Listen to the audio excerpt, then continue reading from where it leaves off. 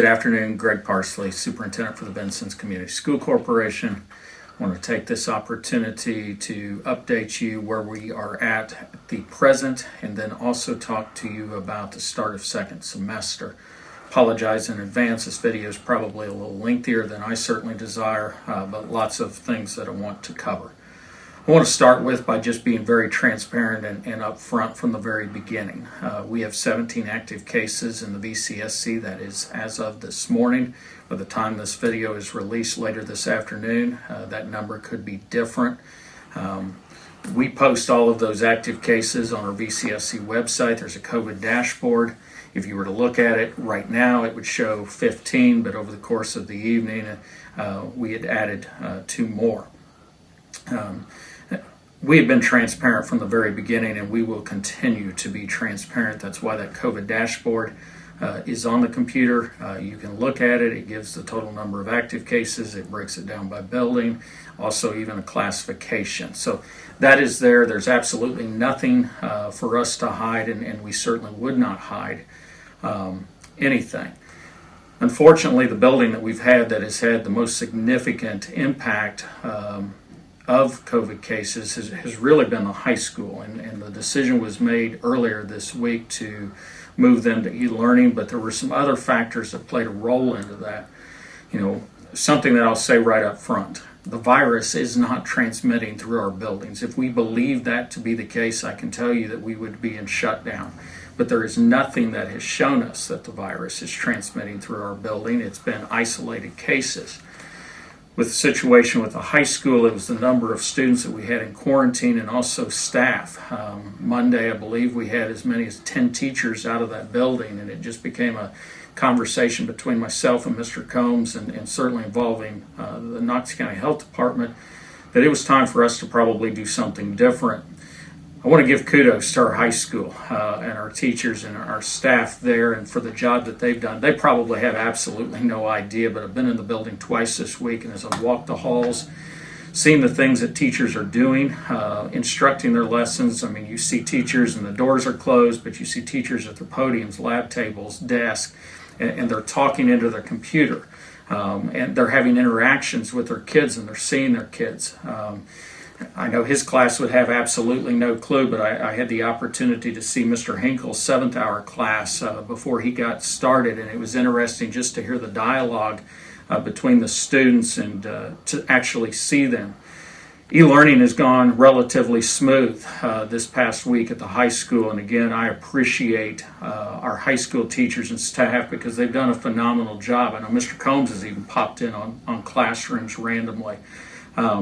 We couldn't do that without certainly the help of our technology department, but also the staff and what they are doing. Kudos as well to our students, because you are getting online as you are expected to be, and I think that's been one of the most encouraging things to our teachers at the high school, that students, you are doing exactly what we needed you to do. And as Mr. Combs has given me kind of the attendance rates, because kids have to check in and you're going through your classes, our attendance has been just as good as if we were actually in session. So appreciate the job that is happening at LHS, but those things drove us to unfortunately put the high school on e-learning.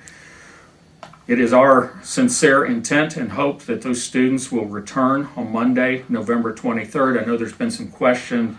That's the week of Thanksgiving. Why only bring students back for 2 days? Well, if you're a classroom teacher, there are some things that you just cannot do through technology, and certainly there's not one of us that believes that technology is a replacement or a substitute for in-person instruction or our teachers, but teachers may have quizzes, tests, whatever they need to do. It's our hope that those 2 days of the 23rd and 24th that we can attempt to tackle some of those issues. So that's an update on our high school. I know to our parents at Franklin Elementary, we've had a couple situations there this week as well. We're working through those, but nothing at the present certainly would warrant us doing with Franklin what we've done with LHS. But again, the criteria being the number of folks that we have in quarantine, that includes students, includes staff, and then if at any point we felt like the virus was transmitting through our buildings, that would lead us into different situations that could include the shutdown or e-learning for other buildings. and we look at each one of those buildings individually. I know that's probably the thing that surprised folks the most, that when we made the decision earlier this week to take the high school, our reentry plan gives us that flexibility so that we are trying to continue to push on with the other buildings, as that's important, because the problem earlier in the week was at Lincoln High School. We've not seen it in the other buildings. Our reentry plan, as most of you are aware, focused upon the stoplight in the green, yellow, and red. For the longest period of time, we operated in the VCSC at green. It seems like we kind of really at the end of October, 1st of November, started to see some things much differently in Knox County. Unfortunately, I think the things that we're seeing in Knox County, we're seeing statewide. When Knox County became an orange county, and there's a lot of different colors. The state uses different colors and from what we're using with our stoplight, but blue, yellow, orange, and red, and the state gives a color categorization to each county, and Knox County became orange. That made us at least look at our reentry plan and retoggle it and moved us from the green to the yellow based upon things that were happening, quite frankly, within the county. Which changed some things. So that's the rationale as to why we moved to the yellow. Within that yellow, we've done many different things in the VCSC, and that includes spacing students out even more, adding lunch periods, adding additional cleaning, changing up a lot of just the different things. I mean, I think we're using about every square inch of every building that we have right now to be sure that we're taking full advantage and doing what we say that we have within our reentry plan. And obviously the yellow also took the high school to e-learning. We also have lots of conversations with the Knox County Health Department. I certainly appreciate Dr. Stewart and the work that he does, but there's not hardly anything that happens within the VCSC that we're not having those discussions within the County Health Department, but we're also having those conversations with our neighboring and county schools as well. I'll go back to those color categories with the state. I mean, the realistic possibility is that Knox County could be red at some point. I just simply want to prepare folks that if we were, and that's the highest color category, that may not necessitate or change us to having to go into any type of shutdown. Again, it depends upon what the metrics may be. There could be issues within long-term care centers. It could be an issue in the northern end of the county, the southern end of the county, wherever. It may not be going on within the VCSC, but we watch everything very closely and will continue to. But I just want to simply get that out there when it comes to the color categories. I would also say, and I've mentioned the transparency, we have the COVID dashboard that you can see on our website. We're also required, well, we're not required, but we are reporting to the state. But the one thing I would say, if you start to look at state numbers when it pertains to schools, those numbers are lagging or running behind by about a week. So those are not your best numbers. Your best numbers are on our COVID dashboard. Talk real quickly about athletics and where we are there. I know Mr. Connor, our middle school athletic director, Mr. Quinn, our high school athletic director, are getting communications out as it pertains to what winter sports. They too are using color categories, the green, yellow, orange, and red. Unfortunately, and it seems like when at least the first part of winter sports was able to start, at least with some practices, we were still in that green, but we quickly, even before that week was over with, we're in yellow, and now we're in orange. And as the communications will come out from the two of them, we're down to parents and siblings only that are going to be able to be at our athletic events, at least for the foreseeable future. If we have to go to red, we certainly are still going to try to get our parents in. And then there's also criteria for the opposing schools. We also know every school is different, so that when our kids or student athletes are traveling to other localities, there are different rules they may have to follow there. Again, lots of conversations. Appreciate Mr. Connor and Mr. Quinn for the work that they have done and the communications that they will put out there. I will say we're working on the possibility with Mr. Connor of streaming our games at the middle school. Appreciate his work there. At the high school, we thank WZDM as one of our partners, as we will be able to stream all live home events. They're not going to be able to go on the road, but at least we can take care of the home events. So huge thank you to WZDM and the original company for that partnership. I want to just say a phenomenal job to all of our people within the VCSC. I don't care if you're food service, bus driver, secretary, teacher, classroom aide, department head, whoever you may be, building administrators. Everyone has done a phenomenal job of just trying to push on and get us through this and be adaptable and as flexible as they possibly can be.